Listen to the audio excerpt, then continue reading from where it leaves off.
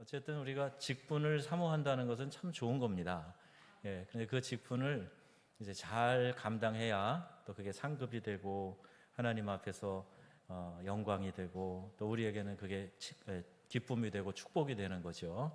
그래서 우리의 제자 훈련을 하는 것도 어떻게 하면 여러분들이 직분을 소중히 여기고 그 직분을 잘 감당하게 할까, 그걸 도와드리는 거예요. 그래서 훈련되지 않으면 잘 할 수가 없어요. 예, 그 장교를 훈련시키려면 장교의 훈련에 맞는 커리큘럼으로 해야 됩니다. 그죠? 예, 그냥 잠깐 단기병으로 갔다 오는 게 아니고 직업군인을 만들려면 그런 훈련을 해야 되고, 특전사를 만든다, 뭐 해병대 만든다, 그러면은 거기에 맞는 훈련을 해야 되는 거예요. 근데 우리는요, 그냥 이렇게 모인 것만으로 만족하면 안 돼요. 수요 예배든 주일 오후든 우리 성도들이 잘 모여, 우리 교회는 그래도 주일 날 말고도 그래도 잘 모이는 편이야, 이거 가지고 만족하냐? 그러면 안 된다는 얘기죠. 그러니까 어디를 목표로 해야 되냐 하면 우리가 그리스도의 군사로 훈련되는 데까지, 그래서 군사로 우리가 이런 영적 전투에 쓰임받고 하나님 나라의 일꾼이 되어서 잃어버린 영혼들을 되찾아오는 일에 쓰임받는 데까지 성장해 가야 됩니다. 여러분 그렇게 되시기를 축복합니다. 예, 예배도 잘 드려야 되고요, 우리 경건 생활이 잘 유지돼야 되고 전문적인 우리 말씀 훈련도 받아야 돼요. 이제 그 일을 하겠다라고 생각하고 오늘 생일이신 우리 형제가 걸어 들어오고 있네요. 찬양 인도하고 화장실 갔다 온 것 같아요. 누구라고는 말 안 했습니다. 돌아보고 그러세요. 또 그렇다고 맨 앞에 가서 앉는 거 봐. 다 들통났네 이제. 여러분 요새는 SNS가 있어가지고요, 그냥 막 별의별 사람 생일이 다 알려져요. 뭐 일일이 다 축하할 수도 없고 일일이 다 그 스타벅스 그 쿠폰 보낼 수도 없고, 그것도 많이 나가더라고요, 돈이. 그래서 요새는 그냥 그림만 날립니다. 그림만. 그래서 제가 케이크 그림만 보냈다 그래서 섭섭해하지 마시고, 그게 이제 제 마음이라고 이렇게 생각해 주시면 좋겠습니다. 그냥 그렇게 들어오니까 뭘 얘기했는지 까먹었잖아요. 그래서 훈련이 돼서, 그죠? 좋은 그리스도의 정병으로 훈련될 수 있도록 제가 도와드리고, 그러니까 저는 뭐냐면 훈련 조교예요.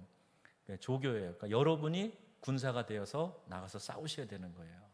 여기에는 뭐 이제 영광급 장교도 나오고, 또 위관급 장교도 나오고, 뭐 심지어는 별을 다는 분도 나오시고, 그래서 훌륭한 주님의 군대로 일어나게 되기를 주의 이름으로 축복합니다. 뭐 입으로 하는 축복이니까 일단 많이 할게요. 그리고 실제로 우리가 그걸 위해서 많이 노력을 해야 돼요. 그냥 교회만 왔다 갔다, 우리 교회 이 정도 모이면 뭐 그냥 주일 오전 아니어도 이 정도 나오면 괜찮아, 아니요, 그렇게 해서는 안 되고요. 이 과정을 통해서 여러분이 잘 훈련돼 가지고 귀한 일꾼이 되시고, 교회도 유익하게 이롭게 하시지만 이 지역에 복음 전하고 영혼 구원하는 일에 또 전 세계적으로 여러분도 다니면서 간증 집회도 하고 치유 집회도 하고 또 다니면서 복음도 전하고 봉사 활동도 하시고, 그렇게 쓰임 받으시기를 축복합니다. 제가 가만히 보니까요, 이제 4년 차인데 처음에 이제 유럽 우리가 다녀오고, 또 같이 이제 태국 단기 선교도 가고, 중국에 북중 접경 지역 거기도 갔다 오고, 드디어 이제 성지순례까지 갔다 왔어요. 이러다가 달나라까지 가겠어요. 여러분 기대를 가지시고, 이제 내년에 이제 이번에 갔다 오면서 우리 좀 더 우리 자녀들 어렸을 때 성지순례 갔다 오면 좋겠다. 또 유럽도 저쪽에 우리 지난번 다녀온 쪽 말고 또 북쪽으로 좀 더 올라가서 거기도 좀 보고 오면 좋겠다, 이런 생각을 했어요. 자, 오늘 제가 서두를 왜 이렇게 시작하냐 하면요, 사도 바울이 하나님 앞에 쓰임 받을 때 그렇게 쓰임 받았습니다. 바울이 하나님을 이제 예수 그리스도를 구주로 이제 믿고 메시아로 믿고, 그가 하나님의 종으로 쓰임 받을 때 이 선교 사역을 바울이 하게 되었던 거예요. 지도를 좀 띄워 주시고요. 지도를 보면서 같이 보겠습니다. 이제 교회 시대를 지도로 보면 성령님의 역사가 더 입체적으로 보인다. 이제 교회 시대로 들어왔어요. 예수님 당시에 예수님이 공생의 사역을 하셨던 그 지경을 우리가 쭉 살펴보면서 그게 또 성서와 지리 연구랑 이렇게 같이 중첩이 되면서 그죠? 예수 복습하듯이 이제 그렇게 했단 말입니다. 근데 이제 예수님이 죽으시고 부활 승천하신 다음에 이 사명을 제자들에게 맡기셨죠. 그리고 제자들이 이 복음을 땅끝까지 전하는 사명을 갖고 그 당시에 이 지중해 연안에 흩어져서 주의 복음을 전하게 됩니다. 이 시대를 교회 시대라 그래요. 오순절 성령 강림 이후에 이 시대를 그러니까 교회 시대다, 이렇게 부르고 있습니다. 뭔가 허전하다 그랬더니 인사를 안 하고 시작을 했네요. 인사를 안 하니까 뭔가 이상해요. 그러니까 여러분 옆에 있는 분들 보시면서 이렇게 해가 없을수록 여러분 얼굴이 태양이 되시면 됩니다. 바라보시면서 환한 미소로 쳐다보시고 인사하세요. 사랑합니다. 잘 오셨습니다. 축복합니다. 은혜 받읍시다. 잘 오셨어요.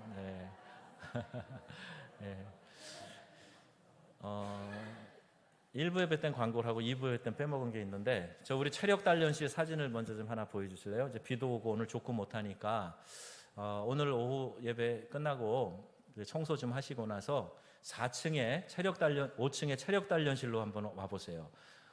누가 몇몇 분이 탁구 치러 최근에 좀 가시는 걸 제가 아는데, 어제 가보니까 깨끗하게 청소가 돼 있는 거예요. 탁구대도 깨끗이 닦아져 있고 바닥에 먼지도 안 나게 아마 베큐음을 뭐라 그러죠? 청소, 진공 청소 하신 것 같아요. 그래서 여러분 오늘 탁구 좋아하시는 분들은 올라오셔서 하시고, 팀이 좀 보인다 싶으면 내년 봄에는 담임 목사 배 탁구 대회를 할 겁니다. 그러니까 열심히 연습하세요. 없어요? 체력 단련실 사진? 아까 찍었잖아. 어디 갔어? 하여튼 잘 돼 있어요. 탁구대 2대 있고요. 거기 아령 이런 거 있고 이렇게 샌드백 달아놨어요. 권투 글러브도 있어요. 그래서 혹시 스트레스가 좀 쌓인다 그러면 열려 있으니까 오셔가지고 글러브 끼고 샌드백을 마구 치셔도 됩니다. 터트려 놓으셔도 괜찮아요. 힘으로만 하면 괜찮아요. 그래서 잘 이용하시고, 오늘은 탁구 치실 분들은 청소하시고 올라오셔서 탁구를 하겠습니다. 저도 조금 칩니다. 좀 상대해 드릴 테니까 올라오세요. 자, 이제 다시 지도로 갑니다. 지금 저 네모 박스가 있는 곳 있죠? 네모 박스가 있는 곳. 저기가 이제 우리 신약 성경이 작성되고 보내진 긴급 재난입니다. 긴급 재난. 그거 다 울리시죠? 꺼주세요. 정읍시 홍수주의보 발령, 안전에 유의하시기 바랍니다. 저 네모 박스 안에서 지금 이 신약 성경이 기록됐다. 자, 이렇게 보시면 되겠습니다. 이 지구 전체를 전도로 펴놓고 네모 박스를 하니까 그렇게 커 보이지 않죠. 근데 저 안에서 이 서신서들이 또 사복음서가 기록되고 보내지고 이제 그랬다 하는 거예요. 자, 그리고 이제 그 다음 지도를 이제 보시면 그 네모 박스를 확대한 지도가 되겠습니다. 네모 박스 안에 뭐가 들어가 있는가? 그게 보이시죠? 바다는 무슨 바다가 있나요? 큰 지중해, 그 다음에 에게해가 있어요. 에게해. 그래서 에게해가 아니고 저 바다도 커요. 굉장히 커요. 에게해 위로는 흑해가 이제 러시아랑 접경을 하고 있어요. 저기 러시아 흑해 북쪽에 로스토프라고 있는데요. 우리 잘 아는 선교사님이 거기서 사역을 하고 있어요. 그러니까 러시아 가면 저는 로스토프도 한번 가보고 싶다. 그 페제르부르크하고 그 모스크바는 여러 번 가봤는데 저쪽에 한번 가보고 싶다는 생각이 있는데, 이제 저 주변에서 이제 복음을 전하고 또 서신을 보내서 교회를 양육하고 이제 그런 일들을 했단 말입니다. 그러니까 이제 저 지도를 가만히 보고 계시면 이제 유럽에서는 우리가 잘 아는 구두 모양의 나라가 어느 나라예요? 이탈리아 구두굽 앞에 있는 섬이 시실리 섬에는 여러분 잘 아시는 마피아가 있습니다. 본고장이 시실리 섬입니다. 이제 그렇게 하면 잘 기억하시겠죠. 그리고 마피아만 사는 섬이 아니고요. 거기서 예, 거기서 시작이 됐다고 그러죠. 이거 마피아가 그러는 거 아니야? 혹시? 예, 끄세요. 예, 안전. 예, 뭐 저거 정읍이 홍수날 주의해야 되는데. 예, 그래서 저 바다를 이렇게 머릿속에 두고 계시면 저쪽에서 일어났구나. 계속 반복해 보겠지만 지명들이 있죠. 지명들. 자, 맨 아래부터 시작합니다. 어느 나라가 있나요? 이집트. 큰 강줄기 보이시죠? 네, 나일강부터 시작해서 저 이집트는 아프리카 북쪽이죠. 오른쪽으로 돌아갑니다. 아라비아, 이스라엘, 수리아, 갈라디아, 아시아, 구브로, 그 다음에 저 위로 마케도니아, 아가야, 그리스, 그랜데, 왼쪽으로 이탈리아, 시실리. 이탈리아에는 뭐가 있어요? 로마가 있어요. 자, 그렇게 이제 머릿속에다가 이 지도를 그려놓고 저 세계에서 이 신약 시대가 전개되고 있구나, 이렇게 보시면 되겠습니다. 그 다음 지도를 보시면 중요한 도시를 또 이렇게 써놨는데, 저거는 이제 그 미국 저자가 한 거라 저거를 한 문장으로 외우면 한 번에 쉽게 외워집니다. 그래서 저렇게 해놓은 거예요. 예. 그런데 우리는 뭐 단어를 영어로 잘 모르니까 별로 저희한테는 의미가 없어요. 예, 그래서 이렇게 주요 도시들이 어디 있는가 하는 것을 이제 기억하시면 됩니다. 저 중에서 이스라엘 보셨죠? 그 다음에 우리가 이스라엘 북쪽의 텔단에 가가지고 많이 얘기를 들었던 시리아 얘기 들었죠? 예, 시리아 내전 문제가 심각하죠? 지금 저 수리아 있는데, 예, 그리고 이스라엘이 있는 고기가 이제 가나안 땅, 그 다음에 그 지금 안 보이지만 갈릴리 사해, 고기를 맨 오른쪽으로 두고 거기서부터 이제 유럽 쪽을 향해서 여러 지명들이 나오게 되죠. 물론 위쪽으로도 있고 아래쪽으로도 있고 있는데, 맨 왼쪽으로는 서유럽의 이탈리아까지 이렇게 포함하고 있는 것이 사도행전과 서신서의 세계가 되겠습니다. 자, 그 다음에 이제 첫 번째 지도는 이제 S 모양으로 되어 있어요. S를 좀 기억하세요. 예, S. 그 다음에 다음 거, 예, 그 S를 옆에 두고 2번, 3번 있어요. 그 다음에 그 다음 지도, 예, 그 다음 지도 이탈리아, 그 다음에 시실리 하고 6, 7 이렇게 되어 있어요. 예, 그 부분 잘 기억하고 계시면 좋겠습니다. 그래서 여기에 그 다음 글자를 보시면 1하고 C라고 되어 있는데, 저 C는 그냥 영어의 C지만 바다를 말하는 SEE, C를 말하는 거예요. C. 외우기 쉬우라고 저렇게 써놓은 겁니다. 1은 그냥 숫자 1 하나, C 바다, 그 다음에 호두 주걱은 조론 모양, 그림이 조론 모양으로 나와요. 지도가. 그걸 얘기하는 거예요. 그걸 이제 머릿속에 두시고 그 다음 지도로 가면, 자, 이제 예루살렘이 있고 안디옥이 있어요. 숫자가 1이라고 쓰여져 있어요. 예루살렘이 말하자면 본교회라고 생각하면요, 안디옥은 사도 바울의 본고지예요. 그죠? 안디옥 교회에서 바울과 바나바를 성령이 시키시는 대로 선교사로 파송을 합니다. 자, 이 이야기는 물론 이제 여러분 종종 들으셨을 수도 있는데, 안디옥 교회가 큰 교회는 아니었어요. 근데 아주 중요한 역할을 했던 교회죠. 근데 그 교회에서 바울과 바나바의 역할이 뭐였냐 하면 담임 목사와 거기에 선임 장로 같은 그런 위치였어요. 그런 역할을 했던 사람들이에요. 그런데 성령이 금식하게 하고 기도를 시키신 다음에 바울과 바나바를 따로 세워서 선교사로 파송해라. 그리고 안디옥 교회가 후원해라. 자, 이렇게 말씀하셔가지고 이제 선교사로 바울이 이제 선교 여행을 하게 되는 겁니다. 다니면서 복음을 전하면서 거기 교회가 생기면 그 성도들을 양육해가고 이제 그렇게 하는 거죠. 그래서 이걸 보시면서 그 다음에 이 교회가 그럼 어떻게 해서 처음에 생기게 되었는가? 교회가 처음 탄생하게 된 배경에는요, 오순절 성령 강림 사건이 우리 신약교회의 생일이라고 그랬죠. 예, 그래서 지난번에 우리 교회 생일이 그 오순절 성령 강림 기념주일을 하는 성령 강림 주일이었어요. 그래서 야, 어쩌면 이 온 지구상의 신약교회의 생일이 우리 교회의 생일이냐. 그래서 올해는 아주 특별한 그런 의미를 가지고 성령 강림 주일을 저희가 보냈습니다. 여러분 기억나세요? 기억나시죠? 예, 좀 뭐 무슨 얘기인가 잘 모르는 분도 있고, 저는 아주 그때 굉장히 감동이 되었었어요. 근데 저 위에 머리에 지금 뭐가 있죠? 예, 머리에 불이 떨어지는 거예요. 불. 예, 머리에 불이 내려오는 겁니다. 아, 열받아. 그 불이 아니고요. 하늘에서부터 이제 이 오순절에 성령이 강림하시는데, 그게 꼭 불의 혀와 같이 갈라지는 그런 것처럼 사람들이 보고 느낀 거예요.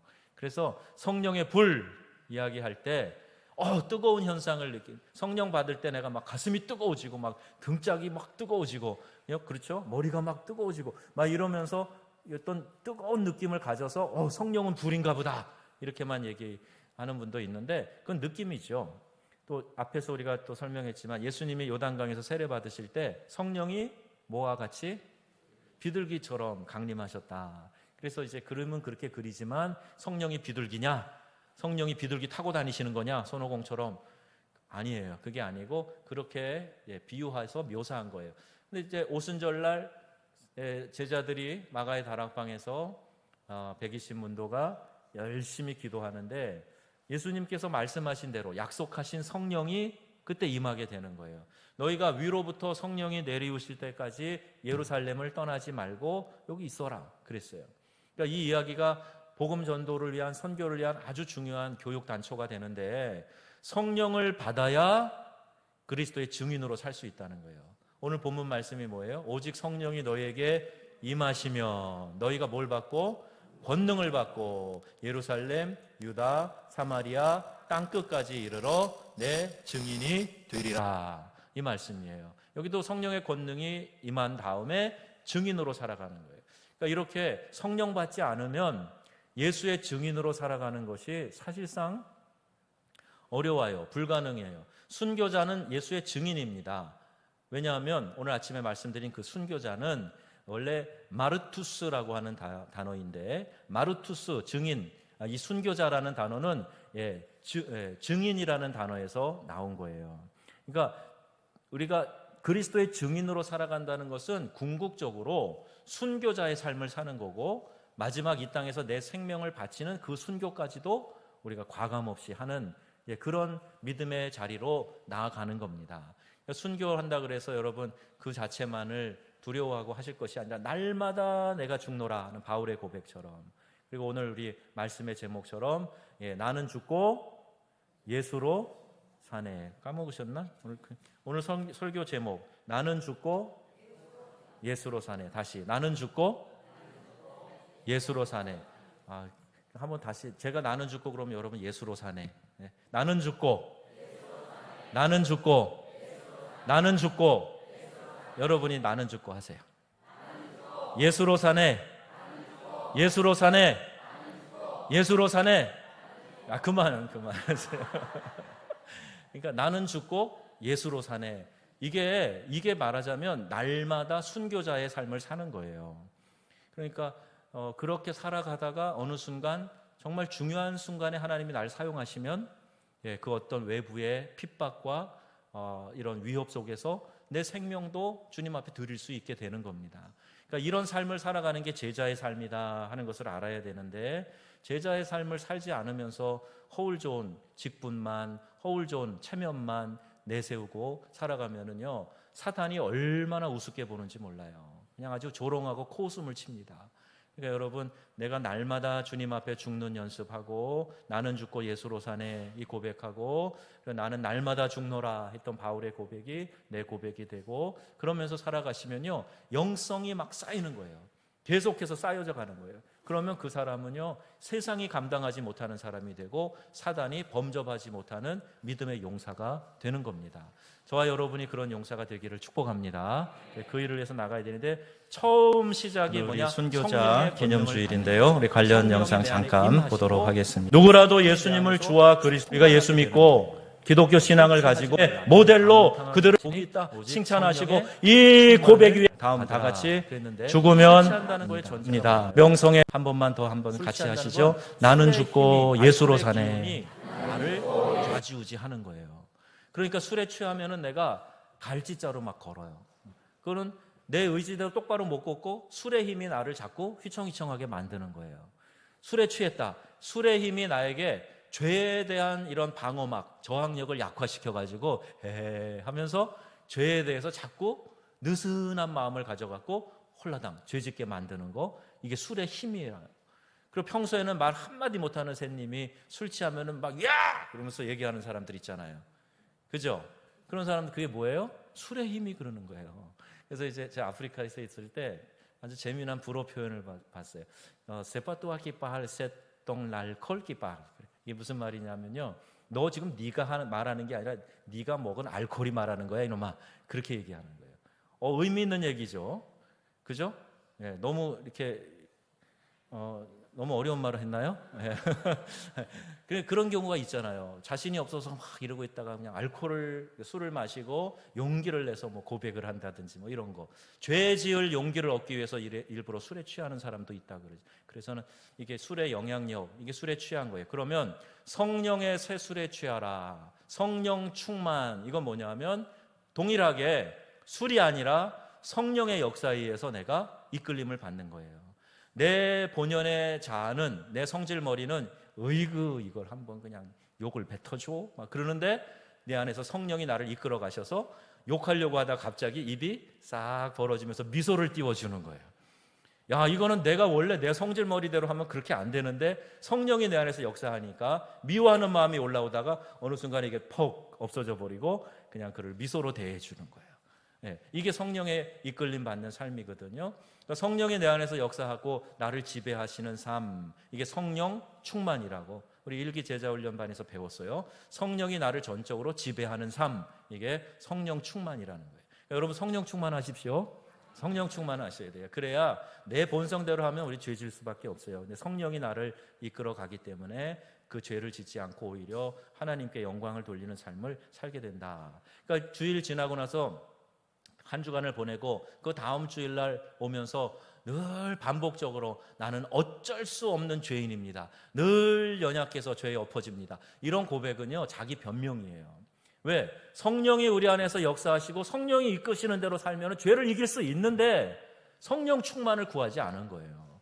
내가 내 본연대로 살려고 그러고 내 그동안의 삶의 관록을 가지고 내가 그동안 신앙생활 이렇게 했는데 그러면서 다 되는 줄 알고 그러죠. 아니요, 여러분, 방심하면요 언제든지 넘어질 수 있어요. 과거에 여러분이 뭐 기도를 얼마큼 쌓아놨는지 몰라도 그거 가지고 지금 버티는 거 아니란 말입니다. 날마다 죽노라, 날마다 성령 충만하고 날마다 하나님이 이끌어 주시는 것을 경험하셔야 돼요.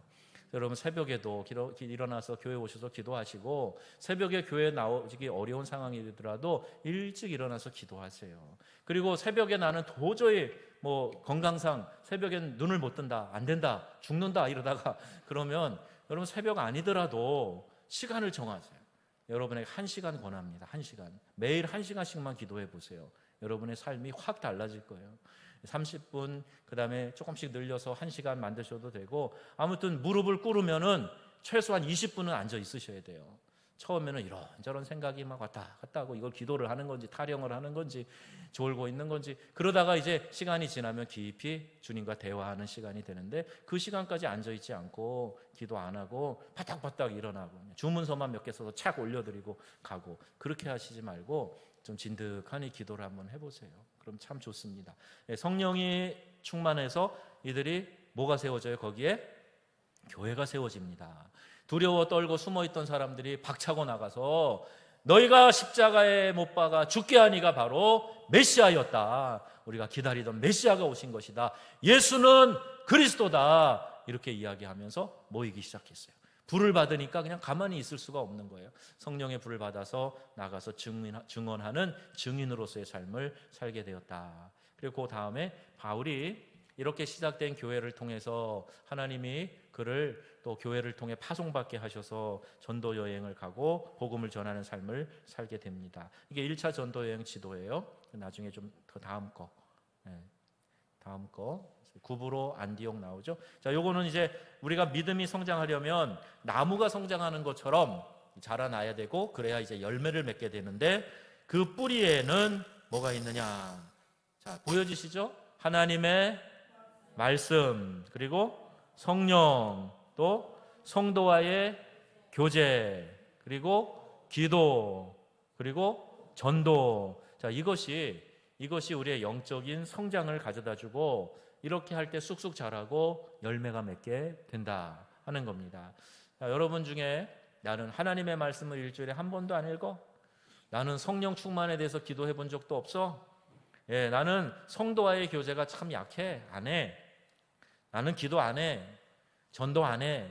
그러면요, 자라서 열매 맺을 수가 없는 거예요. 병들고 약해지고 자꾸 미끄러지고 그 자리를 계속 답보하고 이렇게밖에 될 수가 없어요. 여러분, 전도도 성장에 아주 중요한 역할을 합니다. 전도하다 보면 내 믿음이 막 자라고 있는 걸 보게 돼요. 제가 전도 폭발 훈련하면서 참 재밌는 걸 봤어요. 그냥 복음의 예시를 설명하는데 한 팀이 나와서 여기 앉아있는 우리 신학생 500명 앉아 있었는데 여기서 이제 한 집사님 몇 분 한 조가 와서 복음 제시를 설명하는 거예요. 이렇게. 그런데 복음을 설명하다가 자기가 막 감격해서 울어버려요. 근데 제가 나 처음에 저 사람들 왜 저렇게 감상적이야? 감수성이 풍부하네? 그랬는데요. 전도 현장에서 한 영혼하고 씨름하다가 보니까 내 입에서 하여튼 복음이 나오기만 하면 상황이 어떻든 간에 그냥 이 안에서 막 뭉클한 감동이 일어나는 거예요. 야, 예수 믿기 이렇게 힘든데 내가 예수 믿었어. 야, 한 사람 구원하기 힘든데 저 사람이 마음을 열고 영접했어. 이런 감격이요, 이게 보통 감격이 아닙니다. 그리고 복음을 내가 설명하다가 내 자신이 복음에 대해서 구체적으로 깨닫게 되고 감동하게 되는 거예요. 그러니까 전도도 우리의 믿음의 성장과 열매 맺는데 아주 큰 역할을 해요. 기도 말할 것도 없죠. 영혼의 호흡인데, 성도와의 교제, 코이노니아, 그런 목장을 통해서 또 비슷한 연배 기관을 통해서 또 같이 이렇게 활동하면서 영적인 교제를 하고 간증을 나누고 그러면서 내 믿음이 자라요. 또 성령 말할 것도 없죠. 성령이 우리 안에 역사하시고 하나님의 말씀, 이것은 씨앗인데 씨가 없이 자랄 수 있겠습니까? 당연히 말씀이 필요한 거예요. 우리의 믿음의 바람직한 성장을 위해서는 이와 같은 요소들이 필요하다는 걸 알아서 여러분들이 이와 같은 요소들로 부족함이 없게 하시고 귀한 열매 맺으시기를 축복합니다. 예. 그리고 그 다음에 보시면 이제 땅콩이 나와요. 예, 땅콩 회항 사건 아니고요. 예, 그거 생각하시지 말고 그림이 이렇게, 예, 바울의 2차 전도 여행의 이렇게 바운드리라 그랬죠. 이 범위가 이렇게 됩니다. 나오는 지명들을 한번 밑에서부터 올라가면서 읽어볼게요. 예루살렘, 안디옥, 갈라디아, 드로아, 에베소, 에게해는 바다니까 그럼 빼고, 빌립보, 마케도니아, 데살로니가, 아가야, 그리스, 고린도. 자, 이렇게 돌아다니면서 바울이 복음을 전했습니다. 자, 그리고 그 다음 지도 한번 보실까요? 자, 이것은 이제 우리가 성경을 이해할 때 뭐 다 아시는 얘기일 수도 있는데, 구약은 메시아가 올 것이다 하는 것을 기대하면서 이 메시아 대망 사상을 가지고 선지자들이 하나님 말씀을 전하고 또 역사를 통해서 하나님을 체험하게 되고 이와 같은 일들이 있었죠. 근데 예수님이 오셨어요. 그러면 이제 예수님 오시고 공생의 사역을 하시고 말씀을 주시고, 그리고 이제 죽으시고 부활 승천하시고, 그 다음에 지금 우리가 신약 시대에 살아요. 그러면 우리는 지금 메시아가 다시 올 것을 고대하면서 살아가는 거예요. 우리 권사님 기도하실 때 그리스도의 신부들로 잘 준비되게 해달라, 그런 기도 드리셨잖아요. 그렇게 이제 예수님은 신랑으로 오시고 우리 교회는 신부가 되어서 예수님을 맞이할 것, 그것을 기대하면서 기다리는 거예요. 주님 오실 때 마라나타, 주 예수여 어서 오시옵소서, 주님을 환영하는 마음으로 그렇게 가야 된다. 요게 이제 요 구도를 여러분 머릿속에 좀 두고 계시고, 그 다음 그림으로 가면요, 이제 주곡이 나오죠. 주곡. 3차 전도 여행은 요런 범위로 돌아다녔어요. 복음 전했어요. 자, 요 모양이 주곡 같다 그래서 이제 주곡 아까 나왔는데, 오른쪽 밑에서부터 다시 시작. 예루살렘, 안디옥, 에베소, 마케도니아, 아가야, 그리스. 자, 3차 전도 여행이에요. 그 다음 거 보시면 디모데후서 2장 2절에 있는 말씀입니다. 이 디모데후서 2장 2절을 한번 찾아서 같이 읽어보시겠습니다. 다 같이 찾아보시고, 디모데후서 2장 2절. 디모데는 목회 서신이에요. 바울이 그의 영적인 아들 디모데에게 목회 잘 하라고 보내준 편지입니다. 2장 2절 말씀 다 같이 시작.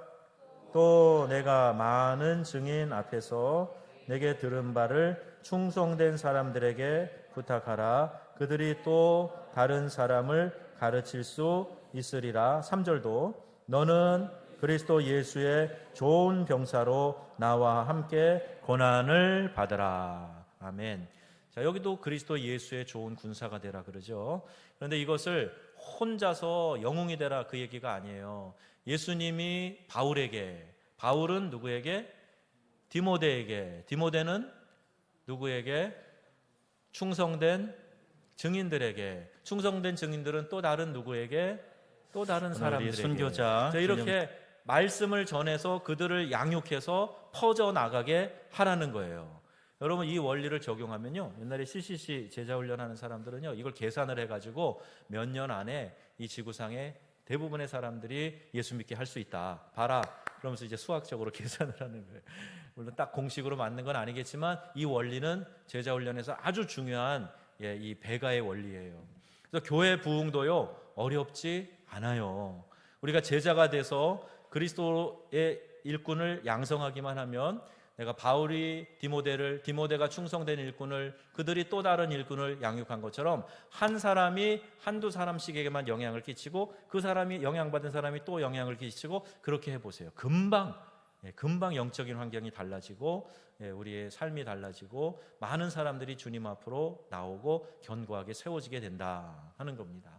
여러분 이걸 잘 기억하시고, 우리 교회가 1:1 제자 양육 성경 공부하는 것이 이 원리에 의해서 하는 거예요.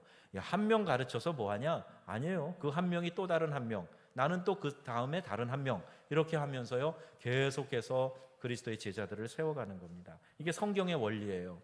주님이 부탁하신 것을 바울이 디모데를 통해서 충성된 일꾼들을 통해서 해나가는 겁니다.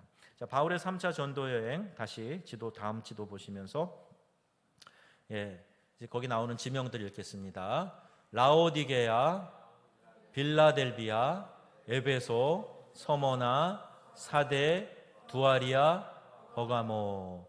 자, 이게 지금 이 교회들이 무슨 교회 같으세요? 요한계시록에 나오는, 그죠? 7교회죠. 그런데 지금 이 땅이 어디에 있을까요? 터키 땅이겠죠, 그죠? 이 조 지역의 교회들을 이제 복음을 전하고 세워나갔던 그런 여행이었어요. 4차 전도 여행은 그 다음부터 사도행전 22장에서 28장까지 나옵니다. 28장이 끝이죠. 거기까지 나옵니다. 그러면서 이제 바울이 이제 마지막 로마로 가는 데까지의 여정이 나오는데, 그 다음 지도 보세요. 예루살렘에서 시작된 복음이 이제 어디로 가요? 그레데를 거쳐서 말타, 멜리데 섬에 이제 배가 파손돼 가지고 거기 가게 되죠. 거기서 이제 보블리오 추장의 집에서 하여튼 이제 병자를 고쳐주고, 그리고 거기에서 다시 배를 타고 로마로 가서 주 예수의 신분으로 가서 복음을 전하고, 로마에서 바울은 죽게 되죠. 마지막 사역을 마치는 거예요. 그 과정이 22장에서 28장까지 기록되어 있습니다. 자, 그리고 그 다음에 바울의 5차 전도 여행이 있었을 것이다 생각을 해요. 이렇게 여지가 있는데, 그 다음 이 지도를 보시면 그 앞에 거 보여주세요. 이제 이렇게 복음을 전했을 것이다. 그래서 스페인까지 영향을 끼쳤다. 자, 이렇게 봅니다. 그 다음 지도를 보시면 이제 여러 지명이 한꺼번에 다 나오게 돼요. 아까 이제 뭐 이렇게 그림으로 그려봤던 그 지역이 쭉 나오는데요. 요걸 이제 그림으로 보내드릴 테니까 이 당시의 지명으로 여러분들이 잘 머릿속에 기억해 두시면, 신약 성경을 읽을 때, 특별히 사도행전과 서신서를 읽을 때, 이게 몇 차 전도 여행 때 있었구나, 여기에 있을 때였구나, 이걸 여러분이 좀 쉽게 이해하실 수 있겠죠. 그래서 그 다음 지도를 보시면 이제 그림으로 선으로 나타내고 있는데요. 1차, 2차, 3차 이렇게 전도 여행을 4차까지 이렇게 선으로 표시를 했습니다. 주곡도 나오고 국자도 나오고 씨도 나오고, 그러죠? 보이시나요? 이렇게 이걸 또 머릿속에 좀 잘 두고 계시면 좋습니다. 그 다음 거 이제 5차 전도여행, 이제 이 지역에서 어떤 서신서를 보냈는가, 이 지역에 어떤 서신서를 보냈는가, 그게 이제 나와 있어요. 본도, 갈라디아, 아시아, 비두니아, 반모, 반모에서는 이제 계시록, 그죠? 그레데, 그리스, 아가야, 그리스에는 고린도, 그 지역에 마케도니아는 지금도 도시로 있어요. 그런데 그 당시에는 이제 유럽으로 들어가는 관문이 됐죠. 그리고 빌립보, 데살로니가 전후서 그들을 위해 쓴 것이고, 이탈리아, 로마, 히브리서는 정확지 않아요. 그러나 히브리서도 여기일 것이다 이렇게 생각을 합니다. 그 다음 지도 보시면, 우리가 이 말씀을 가지고 나아가는 이들에게 가라, 제자 삼으라, 세례를 주라, 가르치라, 이렇게 되어 있는데, 왜 제자 삼으라가 더 두꺼운 글씨로 되어 있는지 아세요? 이 얘기는 안 들어보셨습니까? 이것도 아주 중요한 거예요. 이 신약성경의 원문인 헬라어를 보면요, 다른 동사들은 다 분사 형태로 되어 있어요. 가라, 세례를 주라, 가르치라. 그런데 제자 삼아라, 이것만 명령 동사로 되어 있어요. 그러니까 이게 뭐냐 하면, 이 문장 속에서 이렇게 보면, 가서 너희는 모든 족속으로 제자를 삼아 아버지와 아들과 성령의 이름으로 세례를 주고 내가 너에게 분부한 모든 것을 가르쳐 지키게 하라, 요 문장이잖아요. 1장. 그런데 여기에서 마태복음 28장에 있는 이 말씀이 다른 거는 분사예요. 그러니까 이렇게 말해야 정확한 번역일 거예요. 가면서 세례를 주면서 가르치면서 제자를 삼거라, 이 얘기예요. 그러니까 명령 동사는 제자 삼아라, 그리고 나머지는 이렇게 그것을 이렇게 보완해 주는 그런 수식 표현이 되는 겁니다.